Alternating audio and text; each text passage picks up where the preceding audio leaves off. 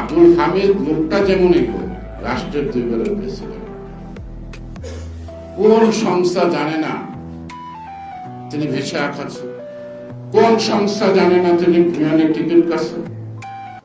কোন সংস্থা জানে না তার ফ্লাইট পাঠায়? আমরা আজ পর্যন্ত ঢাকার বাইরে বাংলাদেশে বেড়ে যেতে পারি না, সবটা অবস্থায়। উনি ভিআইপি রুমে গেলেন, আমরা গেলে তো স্যার একটু বসছেন, মানে উপরে যোগাযোগ হওয়ার পরে। এখন বিমানবন্দর থেকে যে তিনি এখান থেকে ইমিগ্রেশন ক্রস করলেন without the consent of the government, I don't believe যে সে ঢাকা ত্যাগ করতে পারছে। সরকারের মধ্যে তো অনেক ধরনের সরকার আছে।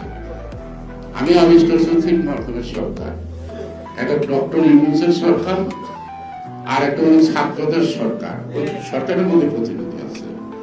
আর একটা সরকার আছে অজ্ঞাত, তাদেরও কিছু ক্ষমতা আছে, যেটা আপনার স্টেক হোল্ডার বলেন রাজনীতিতে। অর্থাৎ একটা রাজনৈতিক দলের ক্ষমতা আসা, সরকারে থাকা, অথবা সরকার থেকে বিতাড়িত করার জন্য বেশি বেশি স্টেক হোল্ডাররা, যখন তারা ইকুয়েশন অ্যাক্ট না হয় ততক্ষণ পর্যন্ত সরকার করে না, ততক্ষণ পর্যন্ত একটা সরকার আসে না। আমাদের প্রিয় নেতা, সংগ্রামী নেতা বিদেশে বসেও যে একটা সফল আন্দোলন করা, যে একটা সরকার পতন ঘটানো যায়, আর সব লোককে যে এক ঐক্যবদ্ধ করা যায়, এটা করে তিনি প্রমাণ করেছেন। লেনিন সে পারবে, সে পারছে, বাকিটুকু পারবে।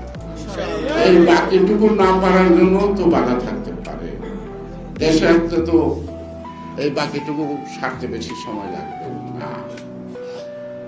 এখন সরকারের মুখে থেকে আমরা জানতে চাই তারেক রহমানের দেশে ফেরার পিছনে কোনো বাধা নাই। আমরা সরকারি ঘোষণাটা শুনতে চাই। অনেক রেতি বিদেশ থেকে আনছেন না, এই যে সংস্কার কমিশনের বিভিন্ন চেয়ারম্যান মেম্বার বানিয়েছেন, আনছেন না, যারা বিদেশে থাকতো। সুতরাং কেন চাই? জনগণের মধ্যে যে প্রশ্ন জিজ্ঞেস করছে, প্রশ্নের উত্তর যখন তারা রাজপথ থেকে আবিষ্কার করবে, তখন তো আপনার সমস্যা হবে। গণতন্ত্র এবং সংস্কারকে আপনারা মুখামুখি করছেন। সংস্কারের শত্রু গণতন্ত্র না, আর গণতন্ত্রের শত্রু সংস্কার না, বরং পারস্পরিক একটা অন্যটার পরিপূরক। আগে গণতন্ত্র আসলেই অন্য সংস্কারগুলি করতে ছিল কেন? গণতন্ত্র